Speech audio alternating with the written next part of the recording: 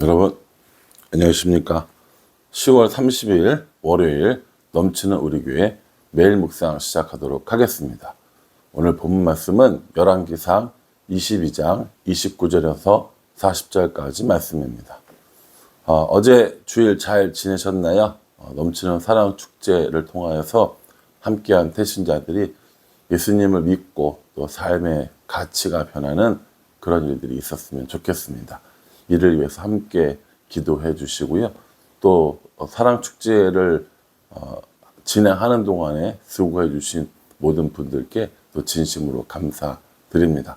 모두들 수고하셨습니다. 감사합니다. 네, 오늘 묵상 한번 이어가 보도록 하겠습니다. 어제 말씀을 통하여서 이제 아합과 여호사밧이 전쟁하러 나갈 때 미가야가 좋지 않은 예언을 했기 때문에 투옥당하는 장면까지 보았습니다. 이제 오늘 아람 군대와 함께 전쟁을 하기 위해서 여호사밧과 또 아합이 나가는 것을 보게 됩니다. 나름대로 작전을 세우는데요. 아합은 변장하여 군인으로 전쟁터에 참가하고, 그리고 여호사밧은 왕의 옷을 입고 이렇게 있는 것을 볼 수 있습니다. 아합의 입장에서는 여호사밧이 있으니까 굳이 또 둘이 있기도 그렇고 자신이 전쟁터에서 용맹하게 이런 전과를 올리는 걸 보여주고 싶었을 거고요. 또 여호사밧 입장에서는 아무리 함께 한다고 해도 남의 나라 전쟁에 갑옷 입고 나갈 수는 없잖아요. 그러니까 왕복을 입고 있었던 것 같습니다. 이스라엘의 전략이 이러했다면 아람의 전략은 달랐습니다. 아람은 딱 한 놈만 패, 이거였죠. 그래서 병거 맡은 지휘관 30명을 불러서 뭐라고 얘기했냐면 크고 작은 전투에 끼지 말고 너희는 이스라엘 왕만 잡아라 라고 이렇게 이야기하는 겁니다. 이스라엘 왕만 잡으면 모든 전투가 끝난다고 생각을 했던 겁니다. 아무리 군사가 많고 적건하간에 이 고대의 전쟁은 지휘관을 잃어버리면 오합지졸이 되고 전쟁은 끝나는 거였습니다. 그래서 이 아람 군대의 병거 맡은 이 30명의 지휘관들, 다시 말해서 특공대는 온전히 이스라엘 왕을 찾으려고 돌아다닌 거죠. 전쟁이 시작되고 한참 전쟁이 진행되던 중에 딱 눈에 띄는 사람이 하나 있습니다. 그렇지 않겠습니까? 왕의 옷을 입고 그렇게 전쟁을 지켜보는 그 사람이 이스라엘의 왕이라고 생각을 했던 겁니다. 그래서 이 특공대는 최선을 다해서 왕 곁에 가서 왕을 잡으려고 했죠. 이것을 본 여호사밧이 놀라면서 소리 지르고 도망가는 모습을 보여줍니다. 당당하게 싸우러 나갔는데, 멋있게 옷 입고 나갔는데 실제 당당하지도 않았고 또 멋진 옷이 오히려 자신을 죽이게 된다는 사실을 알게 된 거였습니다. 한참 쫓아가다 보니 그 사람이 이스라엘 왕이 아니라는 것을 알게 됐죠. 그리고 이 병거를 맡은 이 사람들은 그 여호사밧을 쫓는 것을 그만두고 또 다른 이제 이스라엘 왕을 찾으러 다니는 것을 볼 수 있습니다. 이때 어떤 일이 일어나냐면 34절에 한 사람이 무심코 활을 당겨 이스라엘 왕의 갑옷 솔기를 마친지라. 왕이 그 병거 모는 자에게 이르되 내가 부상하였으니 내 손을 돌려 내가 전쟁터에서 나가게 하라 하였으나 라고 이렇게 이야기합니다. 무심코 쏜 화살 하나가 이 아합에게 맞게 된 것이죠. 겨냥을 해서 쏜 게 아니라는 겁니다. 무심코 쏜 화살인데 이 화살이 하필이면 아합에게 맞게 되었다는 것이죠. 여러분, 이게 과연 무심코 쏜 화살이었겠습니까? 예, 무심코 쏜 화살입니다. 그런데 그 화살이 하나님의 뜻을 실어서 아합에게 날아가게 된 것이죠. 하나님께서 이 일들을 이루시기 위하여 이 작은 화살까지도 사용하셨다라고 저는 생각합니다. 아합이 쌓아두었던 이전까지의 많은 죄들이 있었습니다. 엘리야를 대적하기도 했고 또 우상을 숭배하기도 했고 선지자들을 핍박하기도 했고 또 이 모든 일에 이세벨이 함께 했던 것이죠. 그러니 아합을 징계하기 위해서 작은 화살 하나가 날아가서 그의 갑옷에 박혔고 도망가려고 하였으나 전쟁이 너무 심해서 돌아갈 수 없었고 결국은 죽게 되었다라고 이렇게 이야기를 합니다. 36절에 보면 해가 진녘에 진중에서 외치는 소리가 있어 이르되 각기 성읍으로 또는 각기 본향으로 가라 하더라 이렇게 이야기합니다. 한참 전쟁을 치르고 있는 중에는 몰랐는데 해질 때가 되니까 이미 왕이 죽었다라는 것을 알게 되었던 겁니다. 그래서 이제 모두가 뿔뿔이 흩어지게 되는 것이죠. 이 전쟁이 명분이 없었기 때문입니다.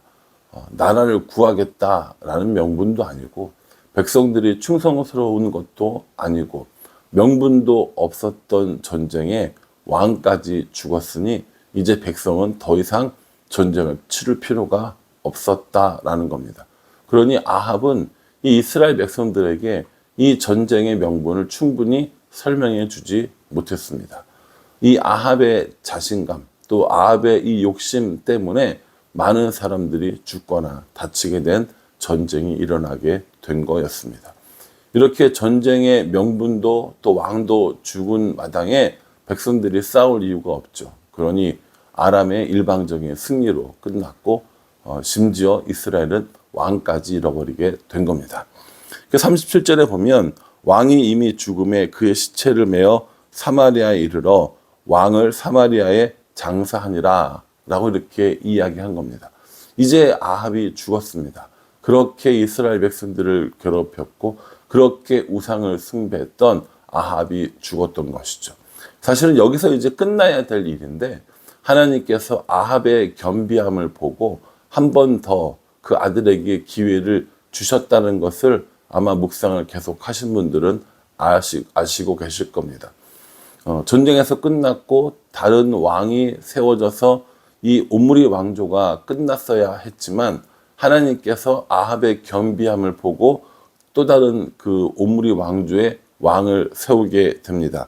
그것이 누구냐면 40절에 나오는 아합이 그의 조상들과 함께 잠에 그의 아들 아하시아가 대신하여 왕이 되니라 라고 이렇게 얘기합니다.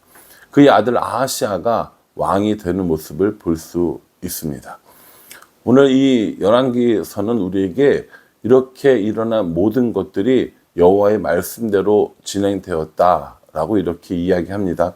특별히 아합이 죽은 후에 그 아합의 피를 개들이 핥을 것이다라고 이렇게 예언했었었는데 그 예언이 이루어진 것을 보게 됩니다. 38절에 그 병거를 사마리아 못에서 씻으니 개들이 그의 피를 핥았으니 여호와께서 하신 말씀과 같이 되었더라. 거기에는 창기들이 모욕하는 곳이었더라 라고 이렇게 이야기를 합니다.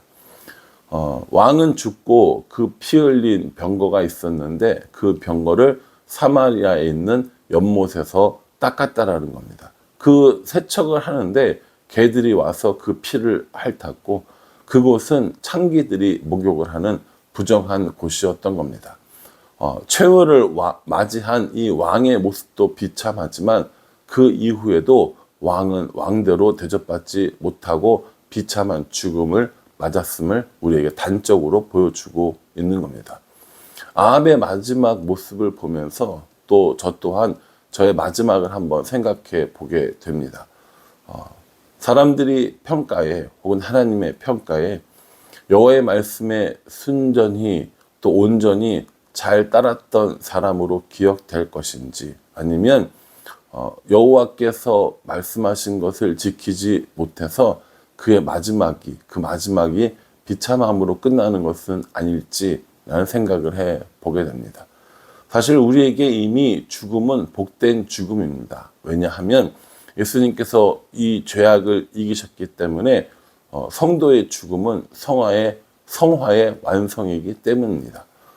오늘 아합과 같은 죽음을 맞이하지는 않습니다. 오늘 우리는 영원한 천국으로 하나님과 동행하는 완전한 성화를 이루는 죽음을 맞이하게 될 것입니다. 그럼에도 또 하나 사람들이 우리를 어떻게 기억하게 될 것인지, 또 하나님은 이 땅에 사는 우리들의 모습을 어떻게 기억하실지 요건 한번 생각해 볼 필요가 있다고 생각합니다. 여호와의 말씀을 온전히 지킨 사람, 여호와의 말씀대로 살아간 사람으로 기억되고 남을지, 아니면 여호와의 말씀이 아니라 자기의 성과를 이루려고 살아간 사람으로 남을지 우리 한번 생각해 봐야 합니다. 어제 그 삭개오를 살펴보면서도 그런 얘기 했었잖아요. 예수님 만나면 가치관이 변하고 삶의 목표가 바뀌게 된다고요. 그런 것처럼 우리의 마지막에도 예수님 말씀에 혹은 하나님 말씀에 순종하고 그것을 지키려고 애쓰고 수고했던 사람이라는 평가를 받는 것이 어떨까? 그게 참 좋겠구나 라는 생각을 해보게 됩니다. 아합의 시대는 저물었습니다. 이제 아하시아 시대가 다시 열리게 됩니다. 이제 아버지의 죽음을 보고 또 여러 가지 이 모습을 보고 아하시아는 분명히 새로운 선택을 할 수 있었습니다. 그 아하시아가 어떤 길을 걸어가게 되는지 또 내일 본문을 통하여 살펴보고 열왕기상을 마무리하려고 합니다. 열왕기에 나왔던 모든 왕들의 이야기를 통해서 오늘 우리에게 주시는 교훈들이 있습니다. 결국 나라를 성공적으로 이끄는 일, 혹은 삶을 성공적으로 이끄는 일은 능력이나 힘이나 권력에 있거나 재능에 있지 않고 하나님 말씀을 온전히 지키는 것에 있다라는 겁니다. 이것이 삶에서 승리하는 방법이고 이것이 우리가 살아야 할 삶의 방법이다라는 것을 열왕기는 우리에게 보여주고 있는 듯합니다. 그러니 저도 그렇고요, 여러분들도 그렇고 다른 어떤 것보다 말씀에 순종하는 삶, 말씀을 따르는 삶이 중요하다고 저는 생각합니다. 공부를 하지 말라는 것도 아닙니다. 능력을 쌓지 말라는 것도 아니고 일을 하지 말라는 것도 아닙니다.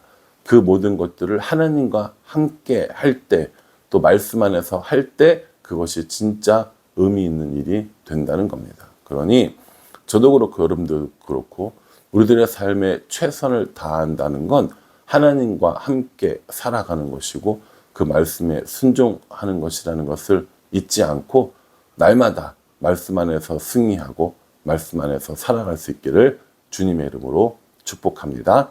기도하겠습니다. 하나님, 아합의 최후의 모습을 보게 됩니다. 여호와의 말씀이 온전히 이루어지는 것을 또한 보게 됩니다. 우리들의 삶 가운데 내 힘, 내 능력, 내 자랑으로 살지 아니하고 하나님 말씀에 순종하며 하나님 말씀을 따라 하나님과 함께 살아가는 삶이 되어질 수 있도록 우리 인도하여 주시옵소서. 예수님의 이름으로 기도합니다. 아멘. 예, 여러분 오늘 하루도 승리하시고요. 열왕기를 통하여 우리에게 주신 하나님의 교훈을 잘 따라가는 우리가 될 수 있기를 간절한 마음으로 기도하겠습니다. 감사합니다.